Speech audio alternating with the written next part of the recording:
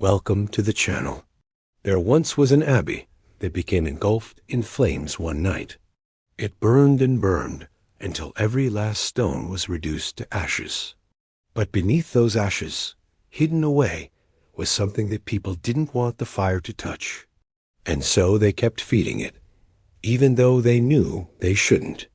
It all started when the residents of Lower Treddingham had just finished up a long day of praying in the Abbey.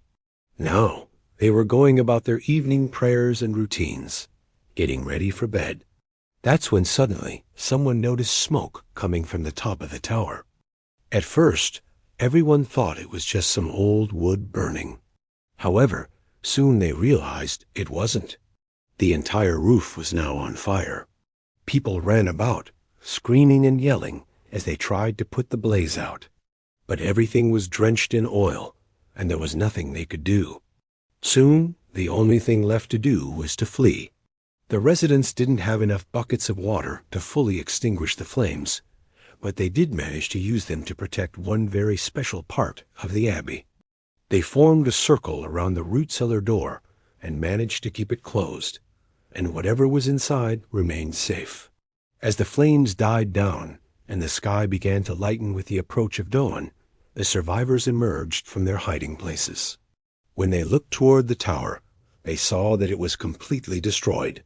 The entire building was a charred skeleton, the wooden roof replaced by a dark, gaping hole. People began to cry out.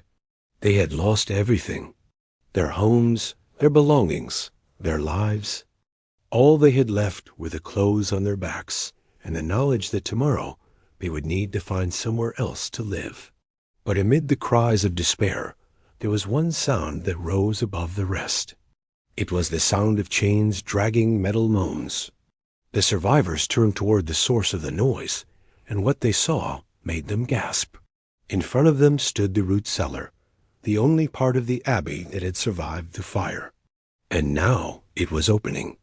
As the door creaked open, a figure began to emerge. The people watching couldn't believe their eyes. What they were seeing was a horrifying mix of flesh and metal. The figure was dragging itself forward on chains, its body mangled and twisted.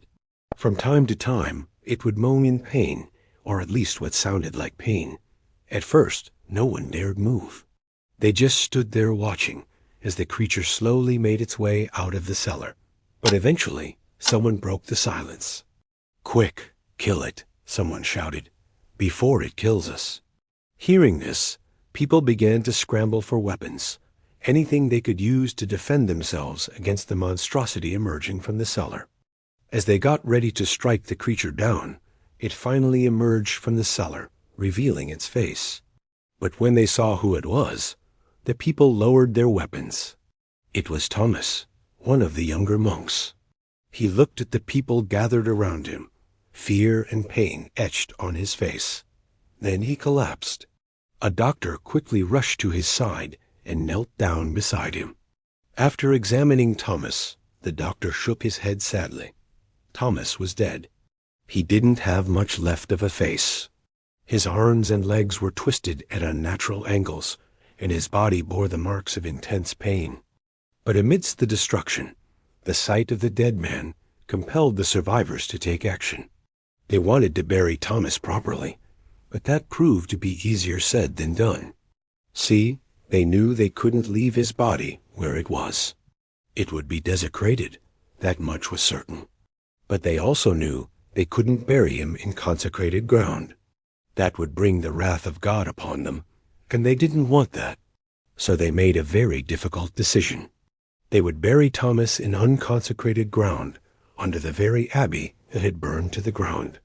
Working together, the townspeople managed to dig a grave and lower the coffin into it. As the final shovel of dirt was put into place, a small boy stepped forward. He had been silent up until this point, but now he spoke. "I fed him," he said quietly. Everyone looked at him, confused. "I fed him?" he repeated, louder this time. "I went into the cellar while you were all praying, and I fed him." Before anyone could ask any questions, the boy continued. "He told me not to come back, but I didn't listen. I kept bringing him food, because he was so hungry. He kept asking for more and more. I don't know why I did it, but I did. The townspeople looked at each other. They now understood why the creature had been chained up in the cellar. It hadn't been a monster after all, just a starving man. The question was, where did he get the strength to drag himself out of the cellar after the abbey burned down? No one knew the answer to that question, but they decided not to investigate. Instead, they would try to pick up the pieces and rebuild their lives. They prayed for Thomas's soul and hoped that he had found peace. However, not everyone was willing to let go. There was one woman who couldn't stop thinking about the creature that had emerged from the cellar. She couldn't understand how a man could look so horrible, yet appeared to be in so much pain. So she went to see for herself. She snuck into the cellar and found the remnants of Thomas's chains.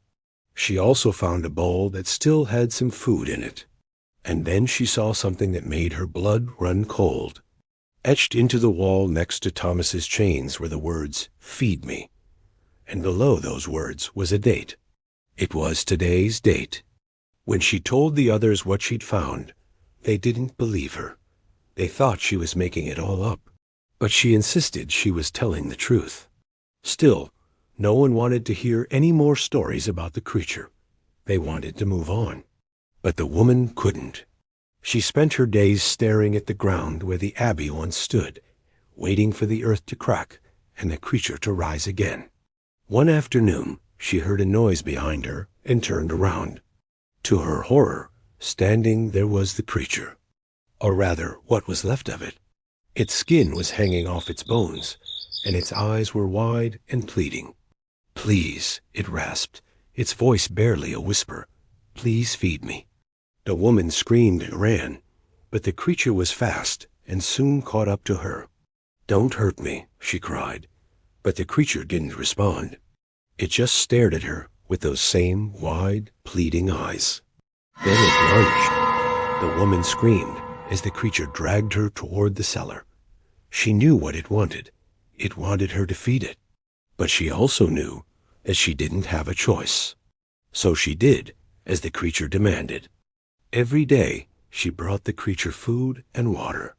Sometimes she would stay for hours, just talking to the creature and trying to make it feel better. But the creature never said a word. It just stared at her with those same wide, pleading eyes and ate everything she brought. One day, the woman brought the creature a loaf of bread.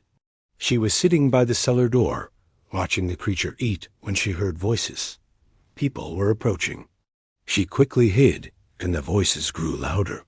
Soon, she could make out what the people were saying. "What are we going to do with it?" One of the men asked. "We can't keep bringing it food forever," said another. "Maybe we should just let it die," suggested a third. The woman gasped. She couldn't let that happen. Not after everything they'd done for her. So she called out to the men, "Please don't hurt it. I'll take care of it." The men turned around and stared at her in disbelief. "You can't take care of it," one of them said. "It's too much for you." But the woman insisted, and after some arguing, the men finally agreed. She continued to feed the creature, but now she had company. Every day, different people would come to the cellar and bring the creature food. They would also spend time talking to the creature, trying to make it feel better. But the creature never said a word. It just stared at them with those same wide, pleading eyes and ate everything they brought. And as the weeks went by, the creature grew stronger. It started to walk around the cellar, and one day it even climbed out of the cellar and took a look at the town. It looked around for a long time, and the woman thought it was going to escape, but it didn't. Instead, it just walked back into the cellar and lay down. The people continued to visit the creature, and one day they brought it a mirror. When the creature looked into the mirror, it gasped. It looked at the people and whispered, "Do I really look like that?" The people were taken aback by the creature's words. They had been calling it a monster for so long that they had forgotten it was a person. And as the months went by, the creature grew stronger and healthier. It started to talk more and eventually it was able to leave the cellar on its own. The people were scared at first, but the creature never hurt anyone. Instead, it lived among them, working and helping out whenever it could. And although it was never the same again, it did eventually find happiness. And maybe that's the most important lesson of all. We may not be able to undo what has been done, but we can choose to move forward and create a better future for ourselves and those around us.